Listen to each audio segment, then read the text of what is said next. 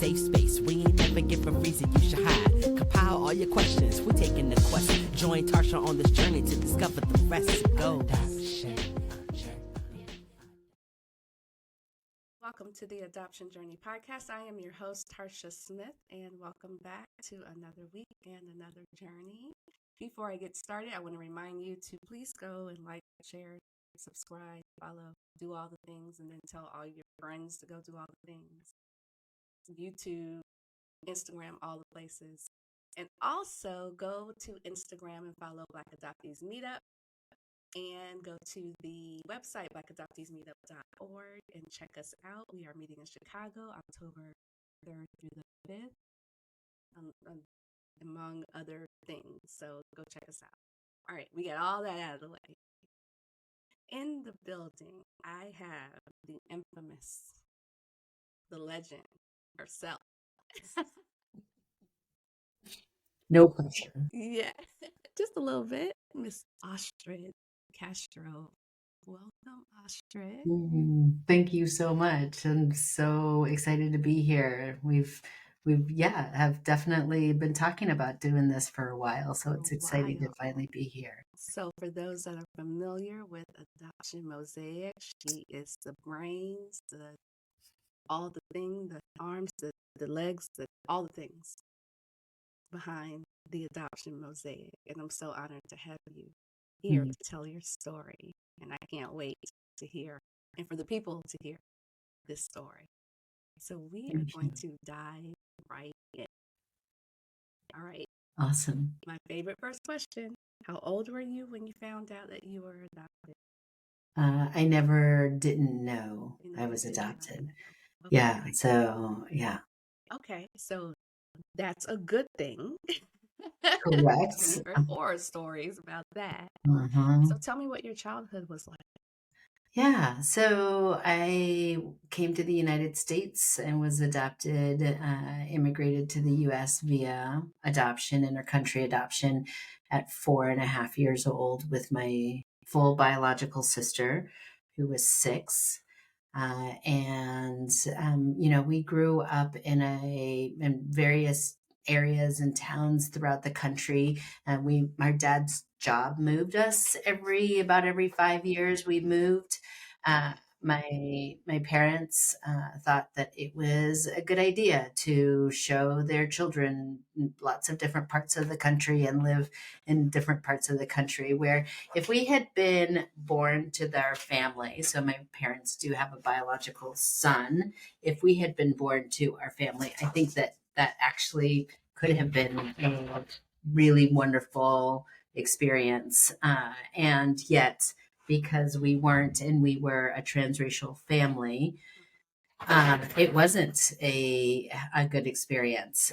Moving every 5 years meant that we had to explain to a whole new community every time we moved that yes, we were a family.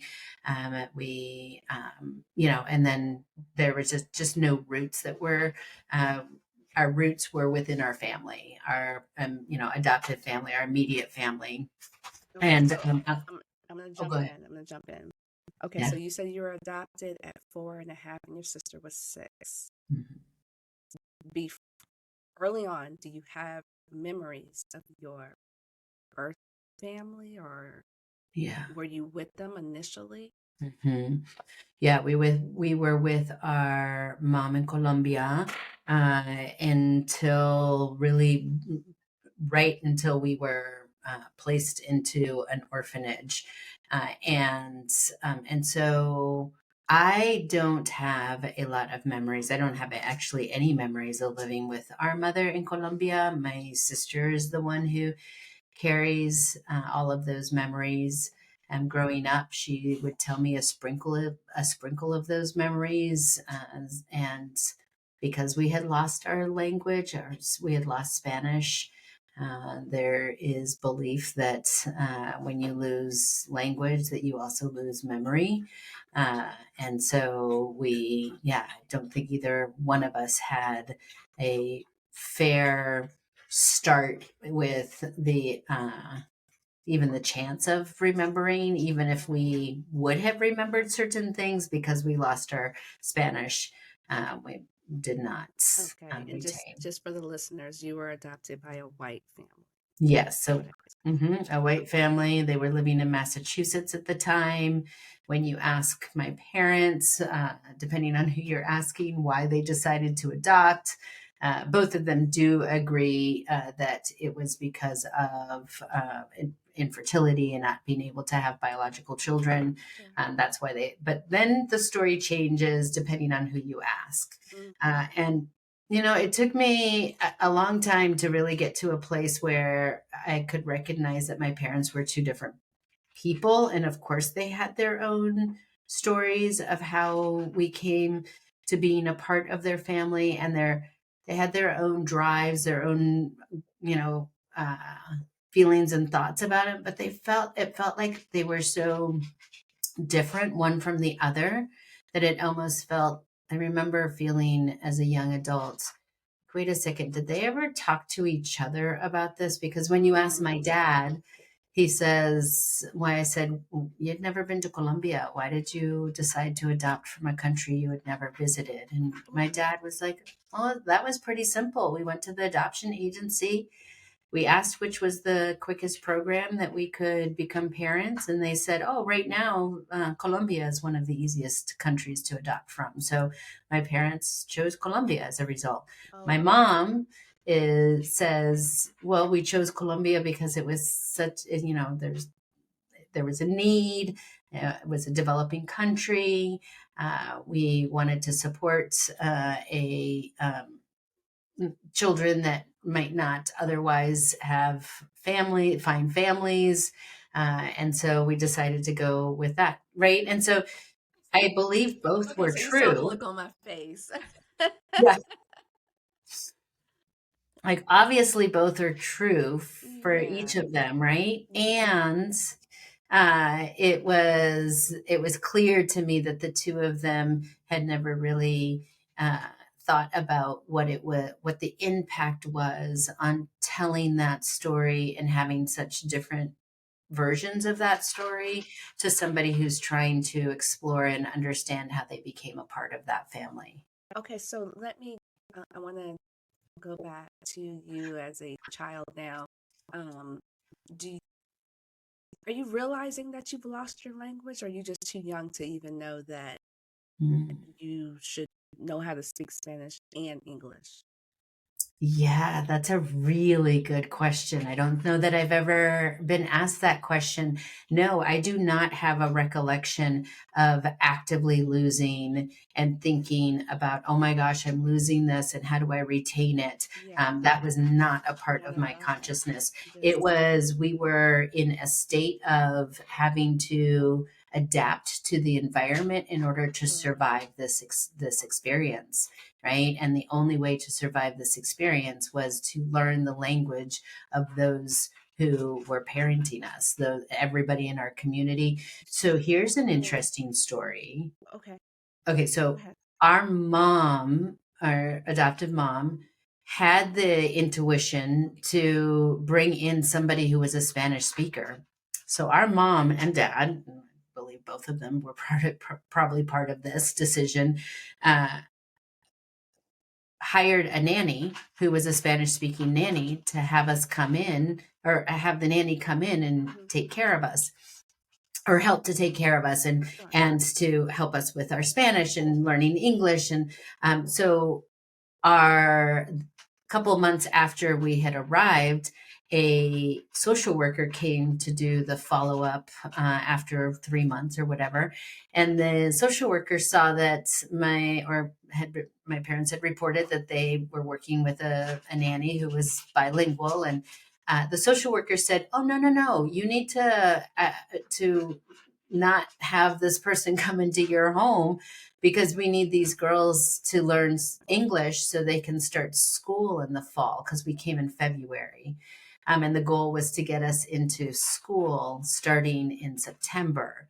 So the social worker said, this will delay the girls in learning English so they can start school. Wow. Mhm. Wow. Not even realizing as a child, it's very easy for children to pick up languages or to retain the or to one that they. retain the one that you write. Just wow. So your family, I can only imagine they were like, oh, okay. So Yeah. that ends. Wow. Right. The social worker must know what she's talking about, Right, the right, right. authority, all of this. And I think, hearing that story, it wasn't until I was an adult that I heard that story.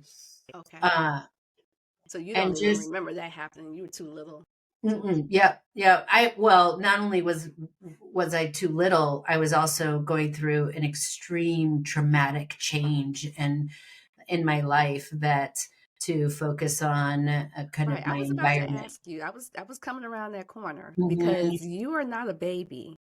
mhm. And so you are taken out of this one environment and put into a totally different environment. So you do have memories of what that change was like.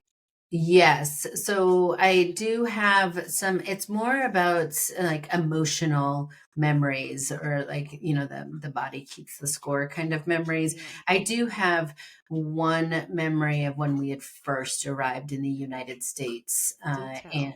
And yeah, so, uh, my sister had woken me up in the middle of the night and it was dark out. The house was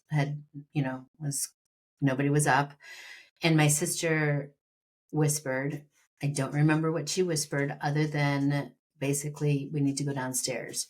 And she sat me in front of the refrigerator. The two of us had never seen a refrigerator so big and so packed. So she sat, and it was one of those old, or not, I Mm-hmm. guess we have Double them still door. today, but the double door ones, right? Yeah, yeah. And what I remember, because it was February and it was cold out, was that my sister had me sitting in front of the double doors, had opened both of the double doors. It was freezing, and I was just sitting there and I wanted to go back to bed. And my sister, who is a very gentle, kind person, uh, wasn't being gentle or kind with me in this moment. And she's telling me, and she's pulling things off of the shelf and she's telling me to eat. And she was in survivor mode. She was a year and a half older than I was. Her job was to keep us, alive or to keep us. She didn't know when we would be returned. And I think in Mm. her little 6-year-old brain, or she was in this survivor mode, and I was just kind of like, okay, my older sister's telling me to do something, and so I followed instructions, and I remember crying, and that I didn't want to be there, and I didn't want to do this, and but I didn't have a choice, and so that is one of the few memories I have of our first Okay. house Do you living in. remember what she had you eating? What were you eating? You don't I remember. You mean, just remember she just said eat. yeah, yeah. Because when And you I were can small, imagine for me, they were new flavors and new tastes sure. because compared to what we were eating in Bucaramanga and Colombia. Um, and so, yeah, no, and it's just like that whole scene. And it's interesting. I think, more recently, had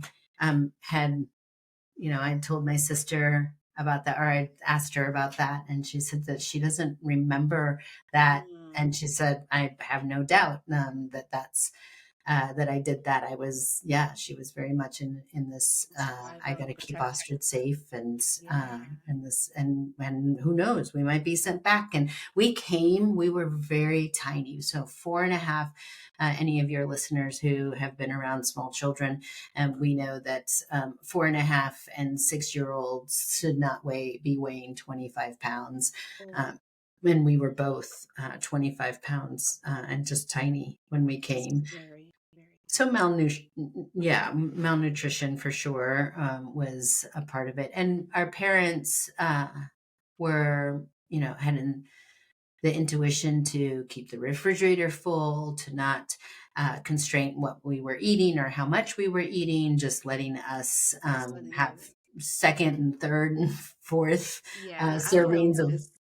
just trying to put myself in that, just being taken as a small child out of an environment, thrust into another whole country, environment, food, language, just everything.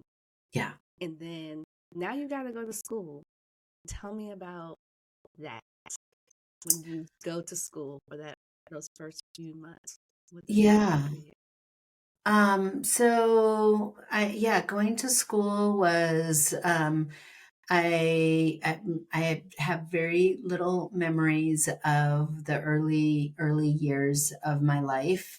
I remember that my sister had been held back. So even though they were trying to get us to go to school in the fall, my mother and father had decided the girls aren't ready. We're gonna hold back Mia 1 year and let them spend an extra year just here at home. And my mom was a stay-at-home mom, and Okay. so so it wasn't until we moved to outside of Atlanta, in Dunwoody, Georgia, which back in the mid 70s, Dunwoody, Georgia was a suburb really far away from the city.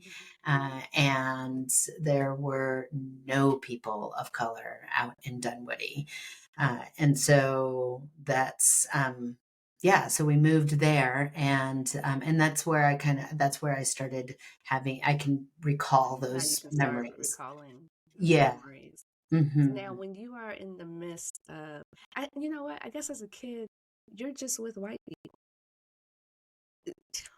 Yep. That's just that's just what it is.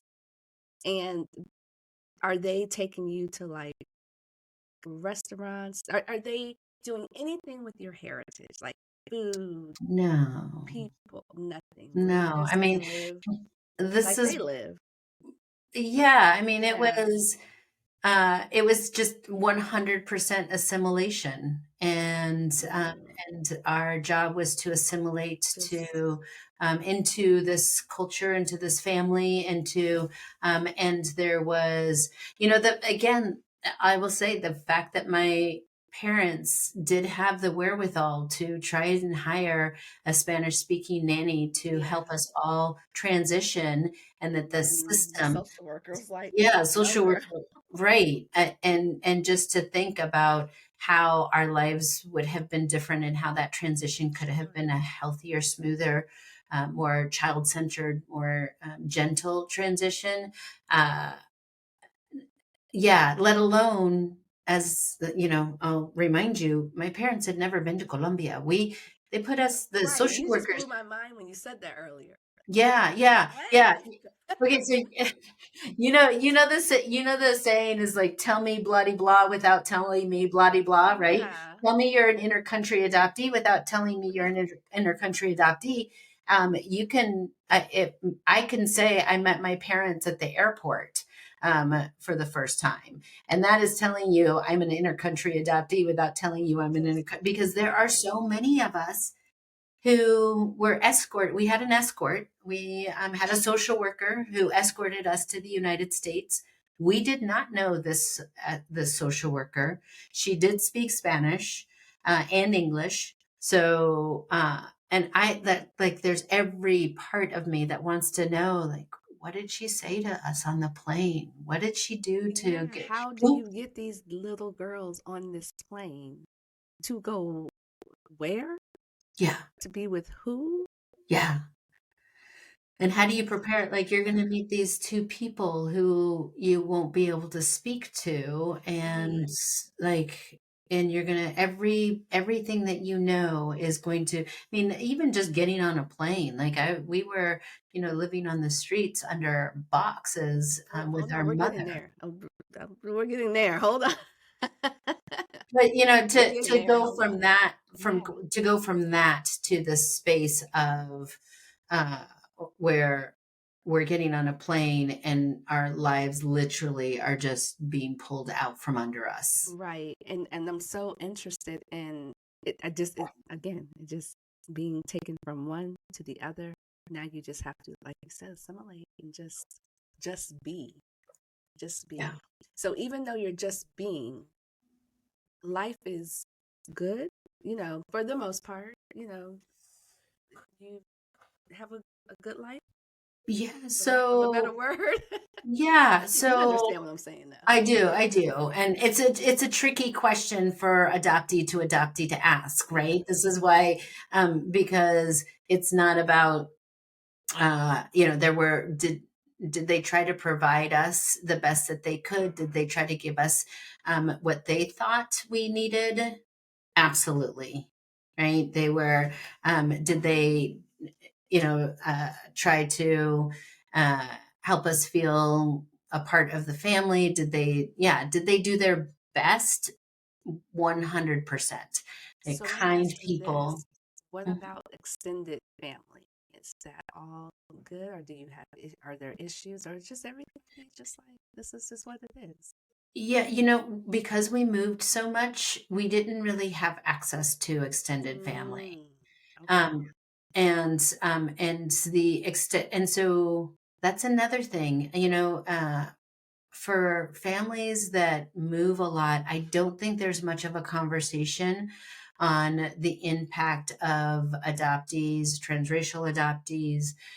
When I meet adoptees who are very connected to extended family, cousins and aunts and grandparents and this and Me, that, right? I'm one. Yeah, Yeah. within your adoptive family, Hmm. right? Very Yeah. much. No, we didn't have any of that. We saw them at, weddings and funerals, weddings and funerals. Those were Mm, the places that we saw these people. And in a sense, they were strangers to yeah. us. We didn't have the internet. We weren't on Zoom calls. We weren't getting to know each other Right. in these ways. Um, so I think that and I will speak for myself, in that I was very disconnected to extended family.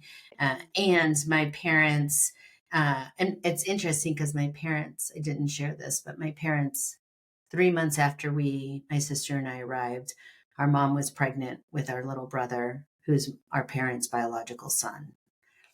uh, and uh, and his name is Tony. And I never thought of him as anything other than just my little brother. sure. And until I started doing this work, and Yeah. uh, and so yeah, but he's my parents, full biological child. He and watching him integrate himself, or for the family to integrate him into the extended family members, aunts and uncles and cousins and all of this, it is watching it is so natural. It is so natural. It was something that I definitely, I think, now that I'm an adult and watching my brother feel very comfortable in the family and extended family, and feeling, and I think that some could say, well, it's not something that I wasn't striving for a strong relationship with my parents' extended family. Okay. I didn't feel Connected. connected to them, Okay. right? And honestly, I don't think that it was my job. I think it was the adults in our Sure. lives to integrate us and You make us feel integrate. like a Right. full member of this family. And Absolutely. yet it's very clear we're not full members of the family. Ooh, And what does it mean to actually be a full member? Like, a full biological member is not something that we should be striving for because it's not possible, right? right. Um, but But that's all we have modeled. but I but like you said, it's the adults, because that's my experience.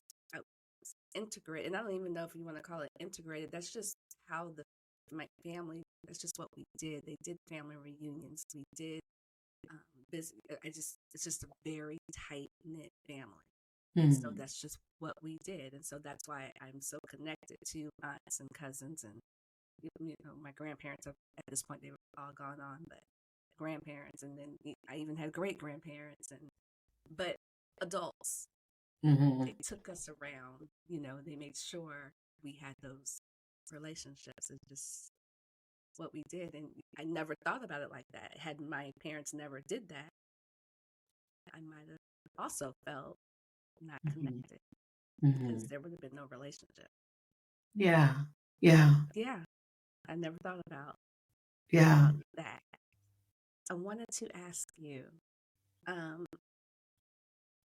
was there any difference between how they treated you and your sister and your brother? Was there? Hmm. Mm, Yeah. talk about that. So, and here's the thing is that, and I talk about this in the classes that we do at Adoption Mosaic, because I think this is one of those things we don't know how to talk about. It is the subject of there is my parents raised and treated my brother differently than they raised and treated me and my sister. And was there aspects of, well, he was the baby? Yes. Well, he was the only boy. Yes. Well, he was right. All of those things Those where, things, where yeah, the check, check, yeah, check, yeah, right? yeah. I'm talking about, was he also biological? Was he also being did he have mirrors in his life, biological mirrors? Yes. Did they maybe treat him differently because of those mirrors and because they saw themselves in him? Yes, of course they did, right?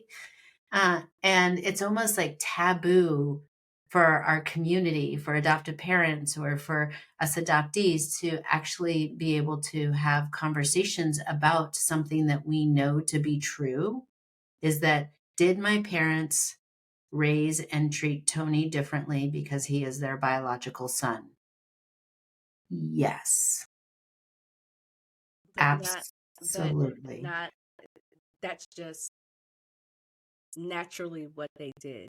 They didn't set out to be like, Right, this is the biological one, so we're gonna do this. right. But it's a Well, natural thing.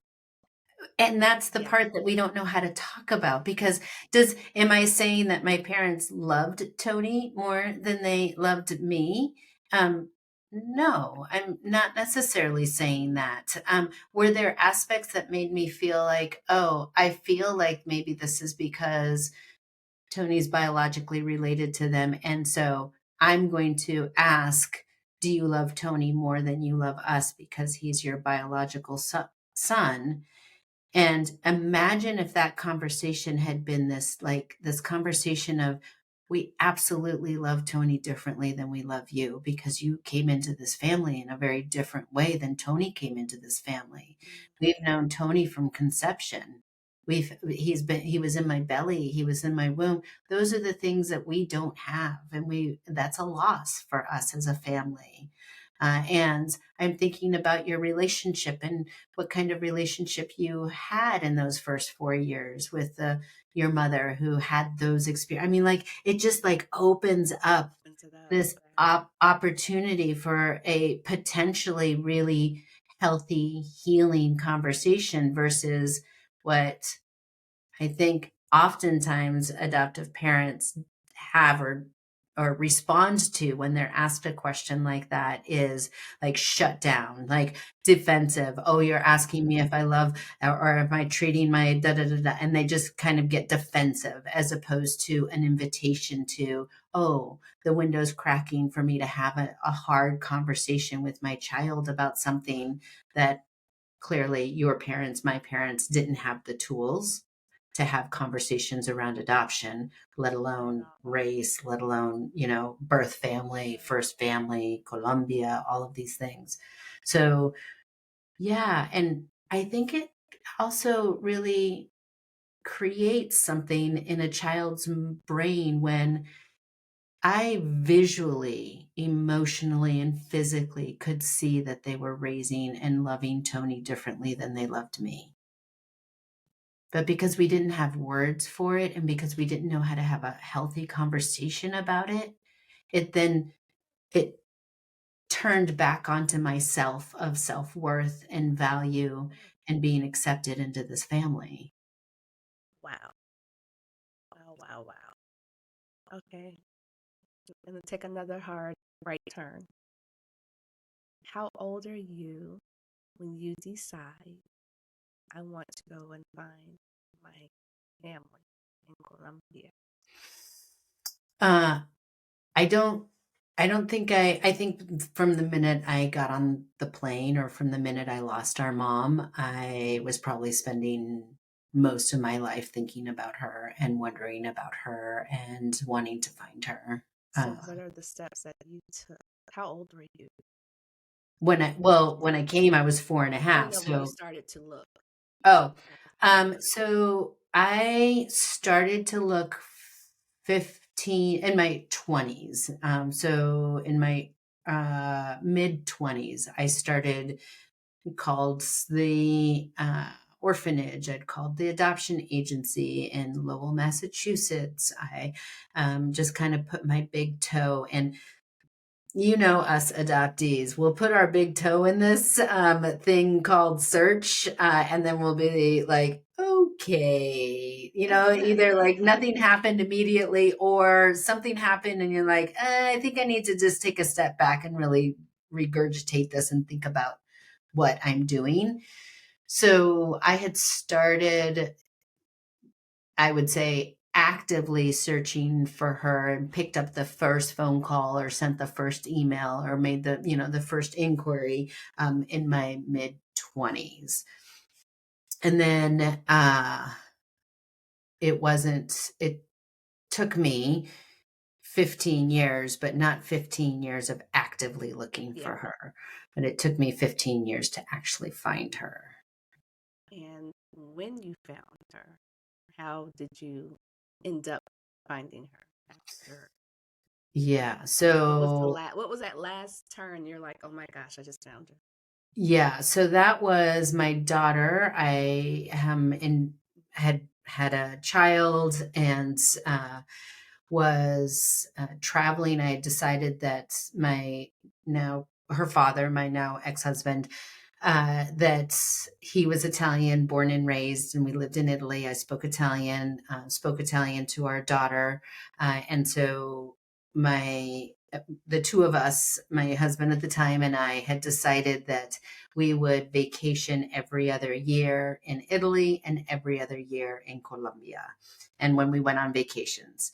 And so that meant we weren't going to Disney. We were doing a lot of the things that, like, going and vacationing in places that a lot of vacationers would go. We were going to places very intentionally to connect to either family or culture. I wanted my child to experience loving and being and feeling connected to being Colombiana from Colombia, which is something that I felt like had been taken from me. You. So I'm going to make sure Yeah. she Yeah. has it. Wow. Exactly. And we had also put our daughter in Spanish immersion. So at this point, our daughter was the only one who spoke Spanish in our family. Just going to ask you that because you said you spoke Italian. I was wondering, did you also speak Spanish? No, I never relearned Spanish. And so then we were going to the coast in Colombia. I'm from the mount and was born in the mountains in Bogota. And then we lost our mother when we had moved to Bucaramanga, but both very mountain places, cities and towns, not on the coast. But when we would go on vacation there, when Maya was little, we would vacation on the coast and just have a beach weekend or a week or 2 you're weeks. going to vacation in Colombia, and you know you're from there. And but you're not searching, you're just there. I don't know how you did that. I'd have been.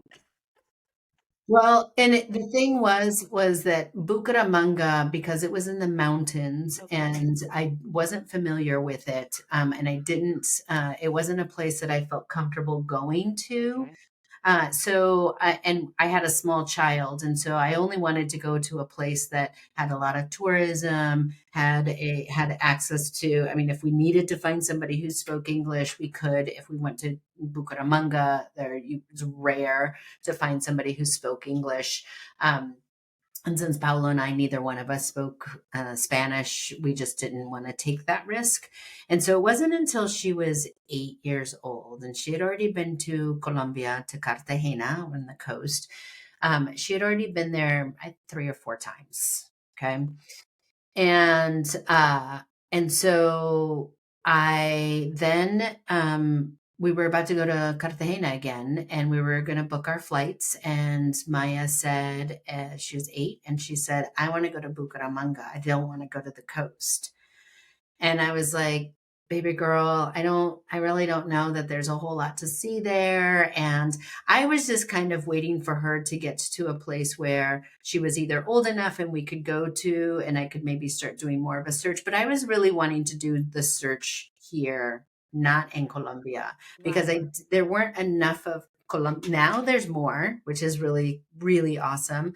Uh, but at the time there weren't Colombian adoptees who were living in Colombia and helping adoptees search or helping with paperwork and all of this. And because of imposter syndrome and because not speaking Spanish, and every time I went even to the coastal town, I was very much treated with this kind of why don't you speak Spanish? Why do you think you're better than us? When I would say I'm from America, they would say you are in America. So it's so interesting because people who travel to Colombia who do not seem to be Latino or don't, um, that the Colombians don't confuse whether the person is Colombiano or not. Yeah. And you said, oh, I'm from America, they don't care so much. But if you have on your passport, it says that you are born in Colombia and you are there, and somebody says, where are you from? And you say America, then they're offended and say you are in America. You're in South America or Central America, Yeah. right? And so I learned really quickly, okay, I have to say I'm from the United States. I mean, there in Spanish, there's a word that's United Statesian. And so I would say that. So anyway, so I just didn't feel like there was a place for me to actually search while I was in Colombia. So I did all of my searching on Facebook and phone calls and everything here in the States. So when Maya at 8 years old said, I want to go to Colombia, I want to go to Bucaramanga this time, I don't want to go to the coast and be on the beach, I was trying to talk her out of it. And, At 8, she already knew where she wanted to go. well, and here's the thing, Maya did her sibling is Adoption Mosaic. When Maya was 3 years old, I started Adoption Mosaic. Okay. And my her dad and I at that time, we had said we were planning to see if we could have another child when our first child was 3 years old. And at that time, I had already started Adoption Mosaic. And I said to him, what do you think of us just having one kid? Because I really want to focus my career. And I don't. And if I have another child right now, like I just started Adoption Mosaic. And if, we did, and he agreed and he said, okay. And so we decided to not have any more children. So Maya grew up. She was born and when she was born in 2003, she grew up with Adoption Mosaic Sure. her whole life. Yeah. She can talk circles around most people around adoption and federal laws that impact us adoptees, and talk about grief and loss and birth family and adoptive family and race and racial identity and being biracial. I mean, she can talk circles around most people. And she also very much identifies with being now an adult child of an adoptee. Yeah, and she speaks publicly, and she speaks on panels and talks about the experience of how this adoption has impacted her life, that next generation, which I think is the next conversation that we need to be having more of, for sure, of the ripple effect of how adoption is impacting the generations to come. Okay, so we got to get back. How did you find your birth mother? So moments before we leave for the airport, I decide to grab the black and white photos that I have of my sister and I from when we first arrived in the United States. Black and white passport pictures. I grab them, put them in my pocket, and get on a plane. and our family flies to Bucaramanga, me, my husband, and my daughter. And we decided we were going to go see the orphanage and maybe ask around since we're here. Why not? Long story short, we met somebody who spoke Italian fluently, which was just happenstance. So we happened to find a social worker who had retired, and happened to have, I don't remember if he lived in Italy or just studied Italian, but he spoke Italian beautifully. Okay. And he had also, in his career as a social worker, he had placed children through adoption. And it was almost as if like he was giving back to a community that he realized as a social worker he had not done due diligence when it came to doing child-centered adoptions, if that makes sense. It makes total sense. And so it was so fascinating to have him there.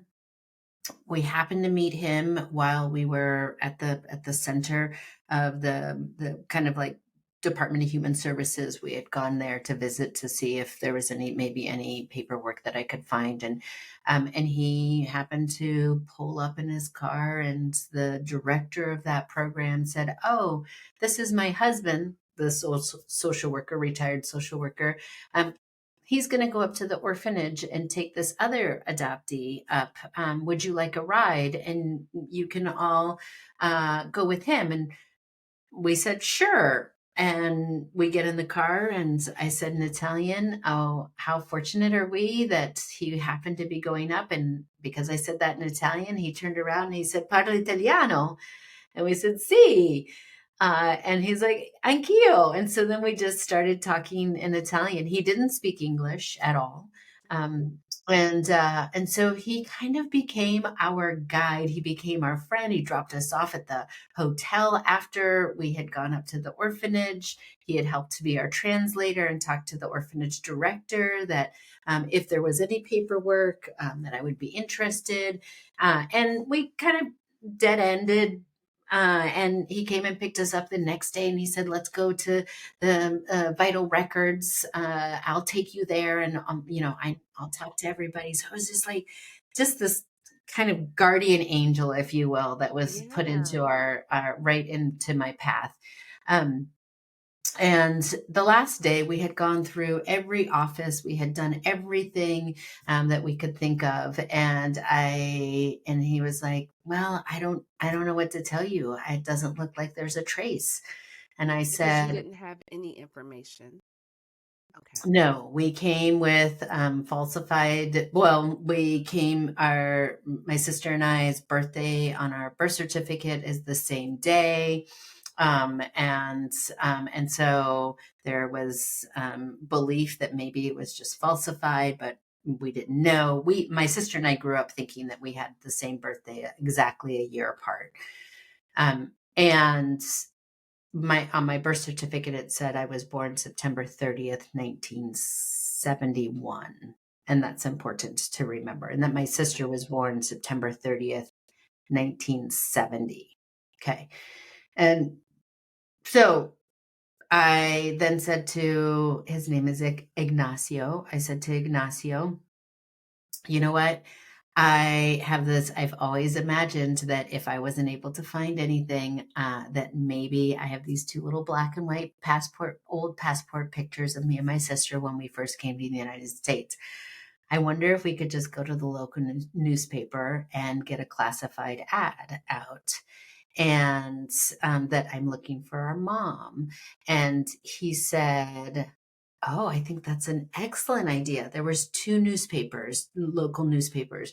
Well, actually, one was more national, and it was like the New York Times. Okay. And the other one was the Inquirer, the kind that nobody admits to having a subscription because everybody, but right. And it's in the grocery line with a gossip and all of this. Yeah. And he says, "I think we should go to this newspaper." And I was like, what?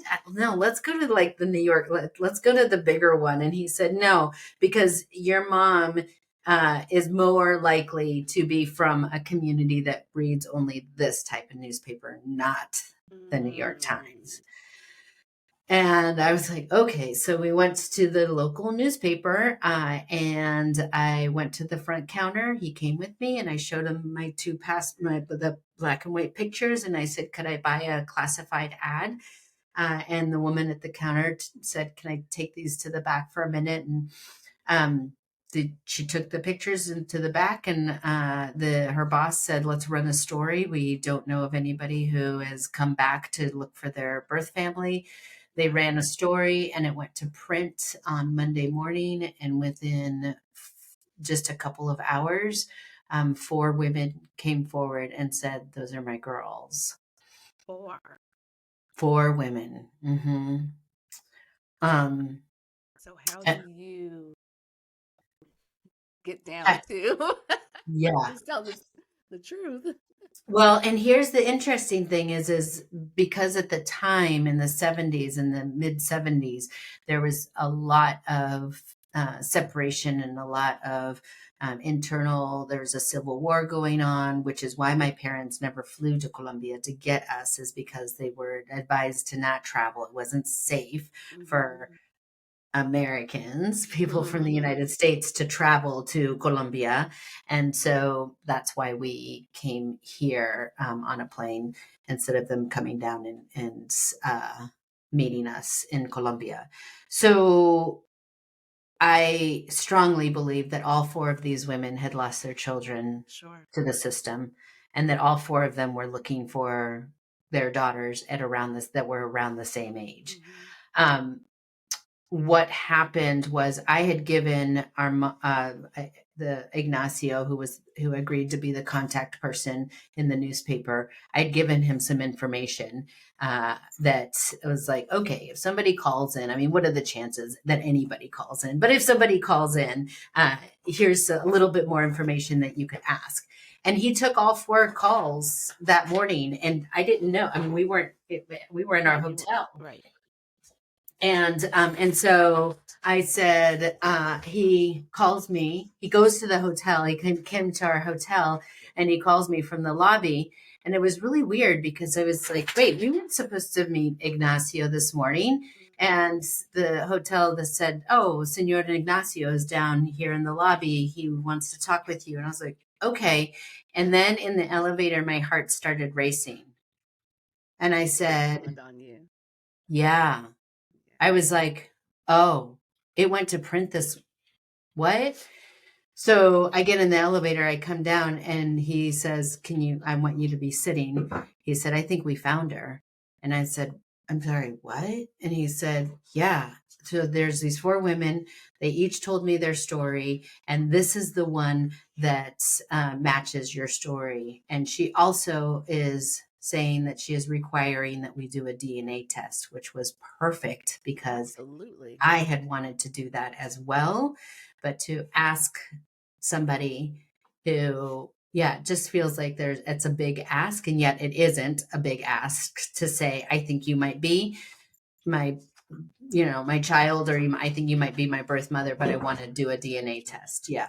So we did end up doing, we went to a genetic clinic, drew blood, and we didn't do the saliva swab. We did, and we, found it was a match. But did you meet her before, or did she take one? No. We met first, and then what was that like?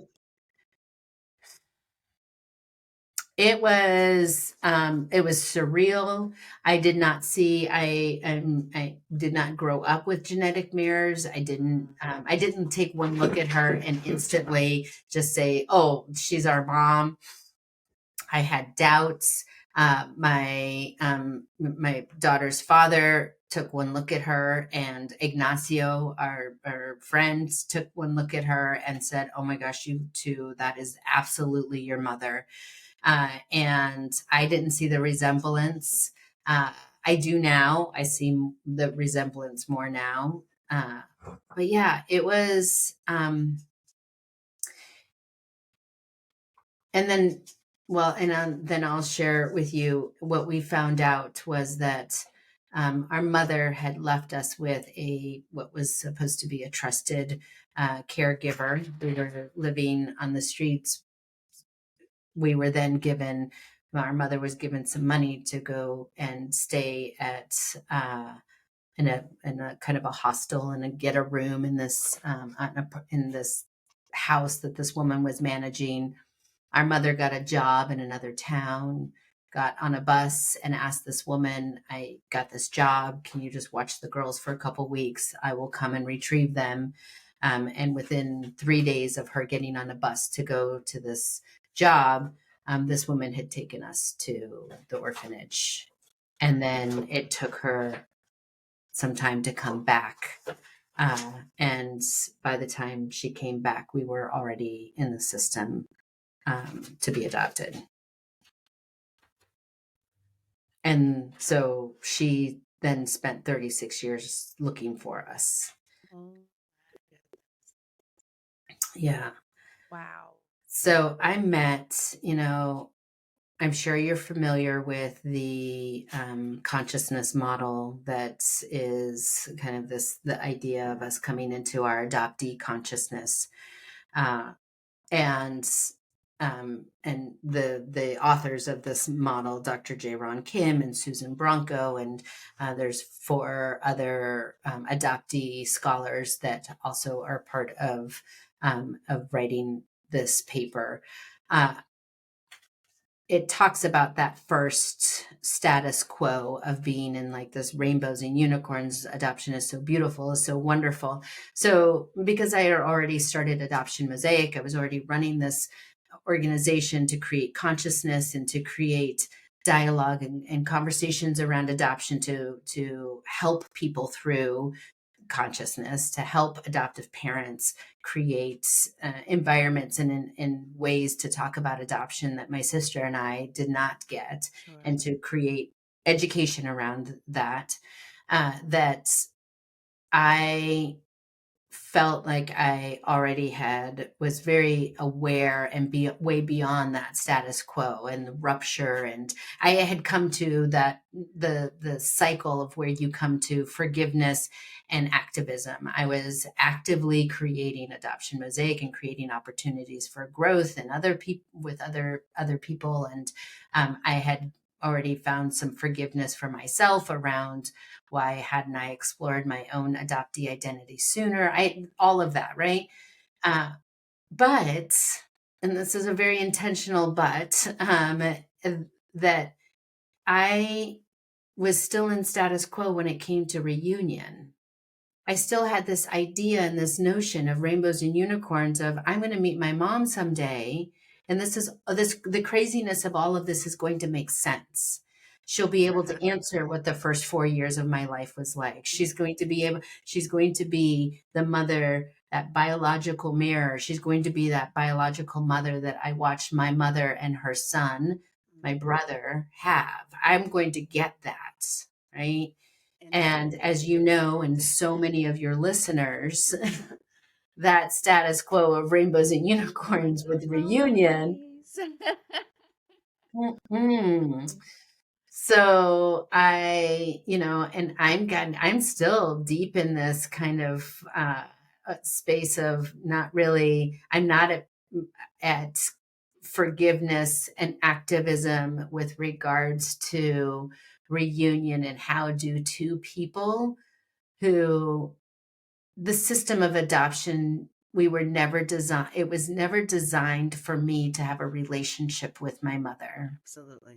Right? We were never supposed to go back.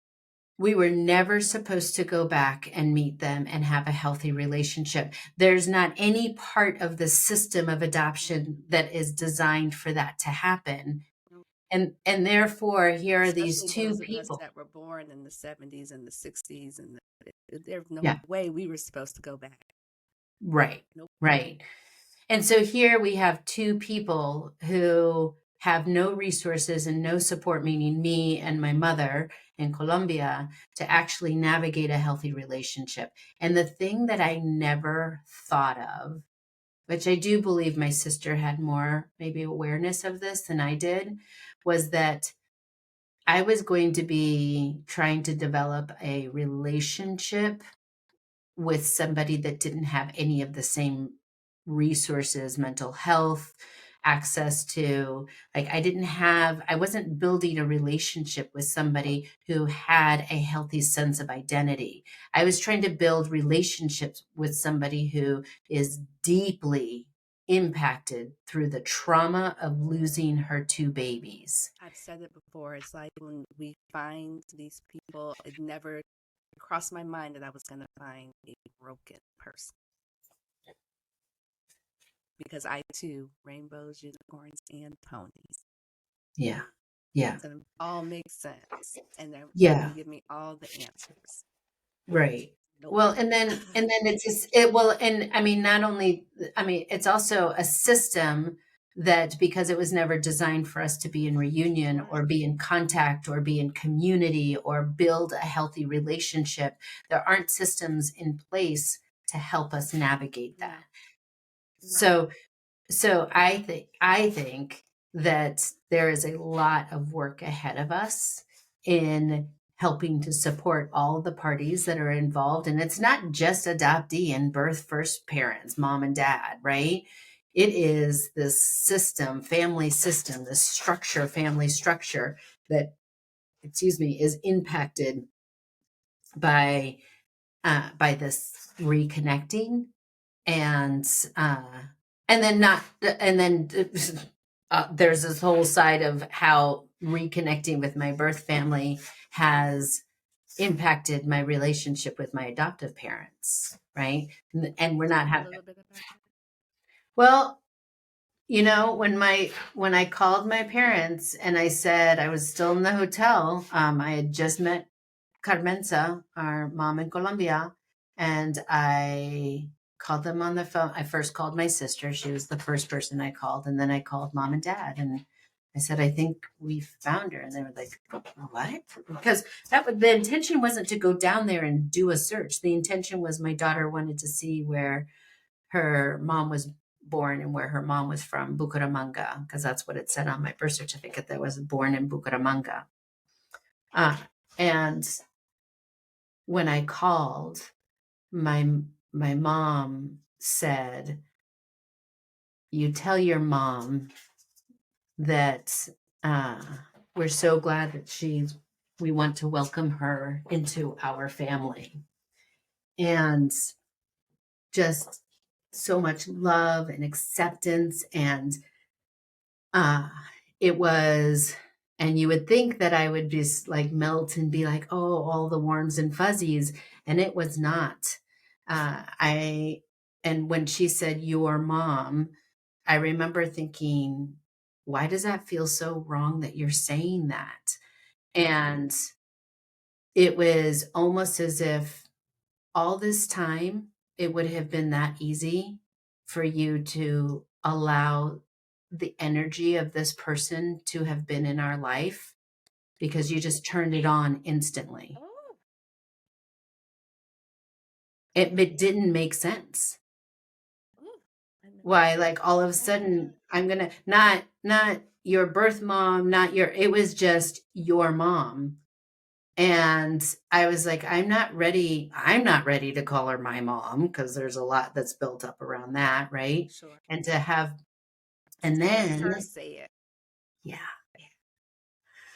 then when I get to the airport in Dallas flying back home, then I call my brother, my parents' son, and tell him, and he has two young daughters at this point, and I call him to tell him, and I knew that mom and dad had already told him, which that was fine. I was totally fine with that. And Tony picks up and he said, I heard. That's so awesome. He was so happy for me. And he said, my girls can't wait to meet their new abuela, which abuela is grandmother in Spanish, right? Know that little They, bit. yeah. Well, for your listeners, in case not everybody knows that. And I had the same feeling. I was like, wait a second. How is it that it is that easy for these family members that we've never you as my brother have never had a deep conversation about what I had to lose in order to be a part of this family. And yet now that there's this person and there's all this celebration and excitement, you're just Well, maybe because, and I'm playing devil's advocate here, maybe because it needed to come from you first. Like, they don't always know what to say or how to approach that. So if you aren't talking about it, she's giving me a look. But if you aren't talking about it, maybe no. Okay. I had already started Adoption Mosaic and was running Adoption Mosaic, publicly speaking about adoption and the need for dialogue and conversation. And this is in no way about blaming my parents or my brother. It's so much more, it's so much deeper than that. Because what it's about is to say we don't have a system that allows for these conversations to happen. And so you can't just choose to have the happy parts in a family. You have to hold space for the hard parts, for the shadow sides of these conversations. And I think what I felt in that moment was we as a family have not known how to hold the shadow parts of this, and you just want to go The to, shadow parts. yeah.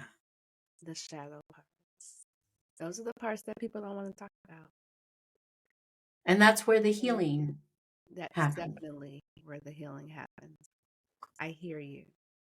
I hear you. And I know that you had already started Adoption Mosaic, but hold on. I'm gonna put a pin in my thought. Let the people know exactly what Adoption Mosaic Mhm. is. Yeah. So Adoption Mosaic is a organization that provides adoption education and support resources to all members of the adoption constellation. So anybody who is impacted by an adoption, we used to call it the adoption triad. We stopped calling it that a long time ago because we know that the ripple effect of throwing this a stone into water and the ripples just keep going. And so we talk about the adoption constellation, the social workers, the siblings of the children of extended family. There's so many more people who are impacted by this one adoption, more than just the traditional triad, which was the triangle of adoptees, adoptive parents, and birth first parents, right? And you said something earlier, and I'm watching it happen in real time, but I never thought of it the way that you verbalized it. My youngest son is having the ripple effects because at this point has met and has relationships with my birth family. Something my older two sons didn't have because at the time hadn't found anybody yet. There's Okay. a big age gap. Okay. Okay. And so my younger son is growing up, he's 14, having these relationships Mm, with these people. yeah, Now, my older sons, they've met them, of course, but I think it looks different for the 14-year-old absolutely. because, and it's the ripple effect. And I knew it looked different for him, but I didn't have verbiage for it. And Yeah. it's the ripple effect. Yeah. Yeah. So it's what we do at Adoption Mosaic is we create opportunities to lean into some really hard conversations around adoption, around race, around. I started my work, my career in working in adoptions, specializing in transracial adoption, meaning specializing in understanding the history of transracial, interracial adoptions in this country, uh, and did trainings and so forth. And then I've moved on since to we have a lot of conversations ahead of us that we need to create space for. And so we do that for adoptive parents in trainings and workshops. And we do it with our adoptee community. We have one support group, Navigating Estrangement. We're seeing an uprise in estrangement in our community. I think it's something that we need to, maybe I can come back another time and we can have a conversation, because I think our community needs to have a real conversation about that. And I have so many thoughts. Anyway, so we have an adoptee support group for that. And then we have 4 classes that are designed for adoptive parents.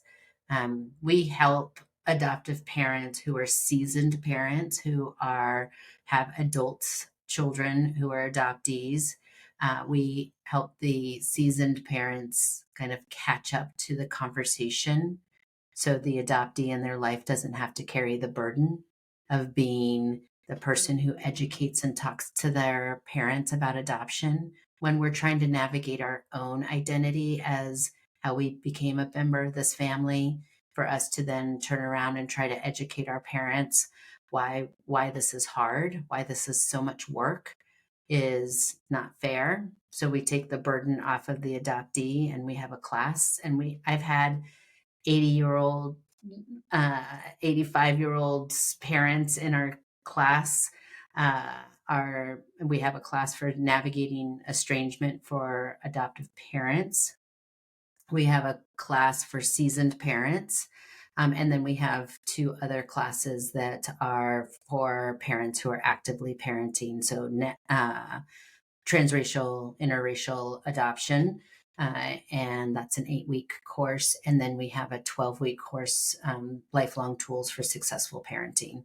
And then the way we support our adoptee community, and as you know, because you were a panelist, as we offer monthly discussions on a particular topic centering the adoptee, and it's online, and we bring 4 adoptees together that are going to talk about a specific topic, and so that's some of the work that we're doing. And I love it's like you thought of so much to have conversations about, because that's where it all starts, conversation. And they have to be willing to want to have the conversation, because so many times, like you said early on, they get defensive, they don't want to talk. Why are you asking? Why are you digging? Right. All of that. Yeah. All of that. Yeah. Well, and I have adoptees that say, you're so good at talking to my parents about something that like we can't even broach this subject. And I like to remind my adult adoptee community, I don't activate your parents, and your parents don't activate me, because I am not their child and they are not my parents. And I've built a career around saying, these are the conversations that will actually heal and help you get closer. If you can have these conversations, start learning about beyond the rainbows and unicorns of adoption, right? And ponies, I think you said. Yes, there's ponies too. Yeah, we got some. Yeah, glitter. We should add some glitter, right? And so, so I am watching adoptive parents that are willing to lean into these conversations and learn and want to get closer to the adoptees in their lives. And I think it's a little different now than it was when we were born and adopted, because there was just nothing. It was like, here's your baby, have a wonderful life. Right. And so all of this that we've grown up to do, we were not, and they never would have imagined that we'd be out here just taking a random DNA test. Right. Never could they have dreamed that up. Yeah. And that we'd be coming back and finding people. And then now we've created, like you called it, I love it, the ripple effect. Yeah. Because when we pull that thread, it just right. So fast. So fast. That's right. And and at the end of the day, who we need to have our backs is the people who know us, who have known us our whole lives. Yeah. Right? Yeah. Who, like, I also like to say that My parents raised me to be a critical thinker about all things and to investigate and to ask hard questions about everything in my life except one thing. And that's how I became a part of this family. Oof. Oof. Yeah. Yeah. And now that I am doing that, it's taken my parents. I mean, my parents are at almost every single We the Experts adoptee speaker series. They've attended and participated in every single one of the classes. They even took estrangement, and my parents and I are not in estrangement. And I do believe that my parents and myself, we together have modeled what it means to do some of this work. They don't get it right. I don't get it right. I mean, we're All a work in far, progress. yeah, far from perfect. And we are as a unit, we are modeling what it looks like to do this work together. So real quick, and of course you don't have to go into detail, but are you in the reunion with both sides, maternal and paternal? No, I'm not in reunion with my father, with my first father. I will say, with Mother's Day and Father's Day kind of around the corner, I will say that, was it last Father? No, it was 2 Father's Day ago. I asked my adoptive father, I asked him, I said, do you ever think about my birth father on Father's Day? And he kind of looked at me and he was like, I haven't. I'm going to be just completely honest. I've never thought about that. And we then just had what I thought was a really powerful wonder. And I asked him why he thought he didn't think about that.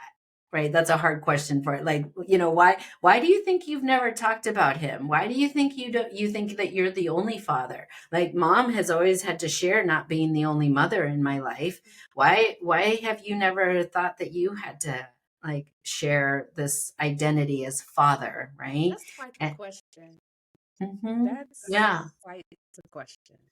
And here he is, 80 years old. Yeah. And he's like, he said, I think I'm going to have to think about that.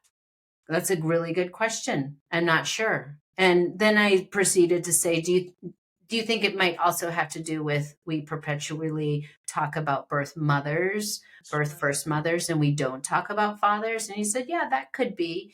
And then I also asked him, I said, do you think also because you just want to be the only father? And what my father represents is, so my first father in Colombia is, the story that I have been told is that he is not a kind person, and that he is one of the reasons our mother was not supported by him, quite the opposite. And so I asked my adoptive father if, when he thought about what did he think about when he thought about my father in Colombia, and my dad said not some very nice things. Sure. And I said, I think that has to do with protecting and wishing that his girls hadn't gone through whatever they went through. And I said, yeah, and he's also a part of who I am.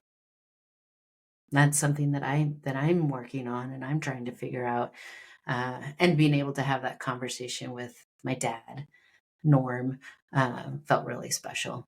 Yeah, that is. I never would have thought to ask anything like that. Yeah. Yeah.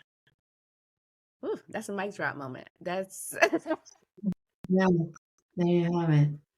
I want to thank you for coming and sharing and telling us more about Adoption Mosaic. And I will definitely put the link in the bio on YouTube in the description so that you guys can go and check out Adoption Mosaic and all that she has to offer, because it is just all kinds of knowledge. Anything that you want to know, it's there. Any panel that you could dream of, it's there. Things that it's all there. Even maybe some things you haven't thought of. Things you haven't thought of, it's there. And if it's not there yet, it's coming because, as I told Yeah. her offline, she is a well-oiled machine. Thank you. Well, and I just want to say how much I appreciate you and the work that you're doing Thank you. in creating a space and a platform for others to share their experiences and their journeys. We learn from each other, and this is such a powerful way to do that. So I really appreciate you and all the work that you're doing as well. Thank you so much. I really appreciate you being here. It was an honor to speak to you. To have you on the show. Thank you. You're welcome. And on that note, bye, family. Ciao for now. Journey on. You need a pie with the good? Oh yeah, what's the one? Adoption.